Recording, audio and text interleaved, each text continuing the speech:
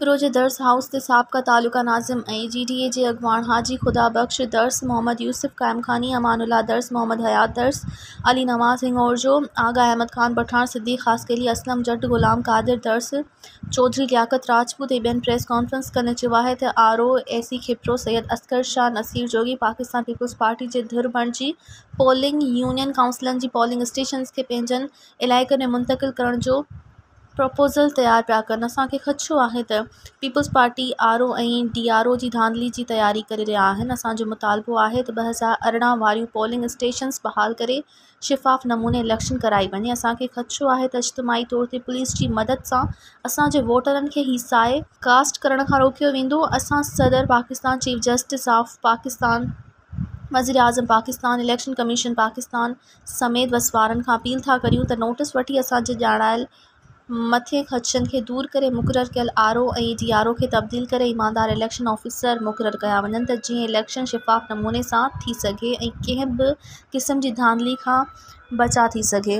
उन्ही मौक़े ते सहाफ़ियुनि जे सवालनि जो जवाब ॾींदे GDA जे अॻवाननि ऐं पाकिस्तान तहरीक इंसाफ़ जे अॻवाननि ऐं गौसिया जमायत जे अॻवाननि जो त GDA ऐं पाकिस्तान तहरीक इंसाफ़ भरपूर नमूने सां इलेक्शन में हिसो वठी PP जे उम्मीदवारनि खे हाराईंदासीं।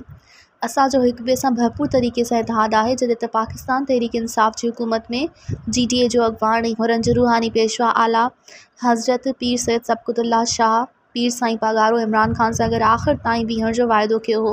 इहो वाइदो भरपूर तरीक़े सां निभायो आहे। असांखे बि गौसिया जमायत जे रूहानी पेशवा क़िबला मखदूम शाह महमूद हुसैन कुरैशी जो हुकुम आहे त जेके बि गौसिया जमायत जा मुरीद अक़ीदतमंद ऐं पाकिस्तान तहरीक इंसाफ़ जा टाइगर भरपूर तरीक़े सां GDA जो साथ ॾींदा ऐं भरपूर नमूने सां हिक ॿिए जो साथ ॾींदा। दोस्तनि सभिनी जो ख़ासि ख़लीफ़ो साहिबु ॿिया PTI दोस्त जेके आहिनि सभिनी शुक्रगुज़ार आहिनि असांजे ऑफिस आया आहिनि ऐं गॾोगॾु असांजी सॾ ते जेके साफ़ी बिरादरी आई आहे उन्हनि जी महिरबानियूं ऐं ख़ुशि आमदीद। बिस्मिल्लाह रहमान रहीम। ऐं वेलकम कंदुसि PTI जे दोस्तनि सभिनी खे, ख़ासि तौर ख़लीफ़ो साहिबु आयो स्पेशल संदसि महिरबानी ऐं साफ़ी बिरादरी सभिनी थोरा थियो आहियां जेके असांजे सॾ ते आया आहिनि मुंहिंजी महिरबानी। असांजी अॼुकल्ह जेका प्रेस कॉन्फ्रेंस गॾियल प्रेस कॉन्फ्रेंस आहे उनजो जेको ख़ासि मक़सदु आहे त असांखे इतला मिलिया आहिनि त जेका RO आहिनि उहे पीपल्स पार्टी जे उमेदवारनि जे तरफ़ां लिखी ॾियल पोलिंग स्टेशनूं ठाहे रहिया आहिनि ऐं DRO बि उन सां गॾु आहे। असां हिन फोरम तां वासीदार सदर Pakistan, chief justice Pakistan, supreme court ऐं वज़ीर आज़म सिंध जे गवर्नर, जज chief justice of high court ऐं वज़ीर आला गॾोगॾु इलेक्शन कमीशन ऑफ पाकिस्तान ऐं सिंध खे अपील था कयूं त असांजो पहिरियों मुतालबो इहो आहे त महिरबानी करे RO DRO इलेक्शन कमीशन जा गैर जानबदार अफ़सर रखिया वञनि त जीअं इलेक्शन शफ़ाफ़ थिए।